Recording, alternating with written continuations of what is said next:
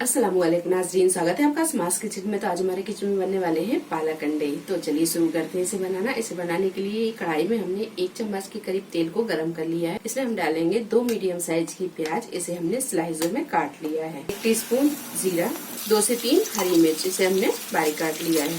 सारी चीजों को अच्छे से फ्राई कर लेंगे। गैस को हमने यहाँ फुल पर रखा है। तो प्याज को हम थोड़ी थोड़ी देर में चलाते हुए अच्छे से फ्राई कर लेंगे। प्याज को हम यहाँ ज्यादा नहीं पकाएंगे, सिर्फ हल्की गुलाबी होने तक इसे फ्राई कर लेंगे। तो ये प्याज हल्की गुलाबी हो गई है। अब इसमें हम डालेंगे 2 मीडियम साइज के टमाटर, इसे हमने बारीक काट लिया है।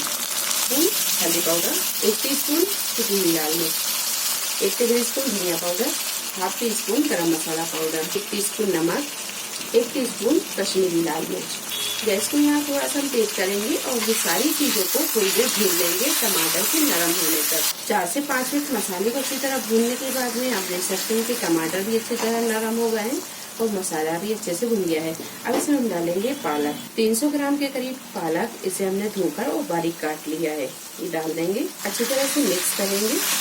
गैस को यहाँ थोड़ा मद्दा ही रहने देंगे और पालक को पकने देंगे। 3 से 4 मिनट पालक को पकाने के बाद में अब इसमें हम डालेंगे उबले हुए अंडे।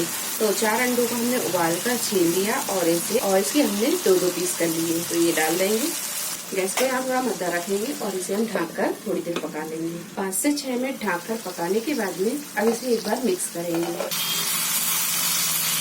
से तैयार होने वाली अंडा पालक बनकर तैयार है। आप इसे टिफिन बॉक्स में भी बनाकर रख सकते हैं। सुबह के नाश्ते में भी आप इसे बना सकते। आप इसे पराठे पूरी के साथ खाएं, ये बहुत ही मजे की लगती है। रेसिपी पसंद आई है तो लाइक और शेयर करें, चैनल को सब्सक्राइब करें। तो अगली एक नई रेसिपी के साथ फिर हाजिर होते हैं। तक आप अपना ख्याल रखें, दुआओं में याद रखें। अल्लाह हाफिज।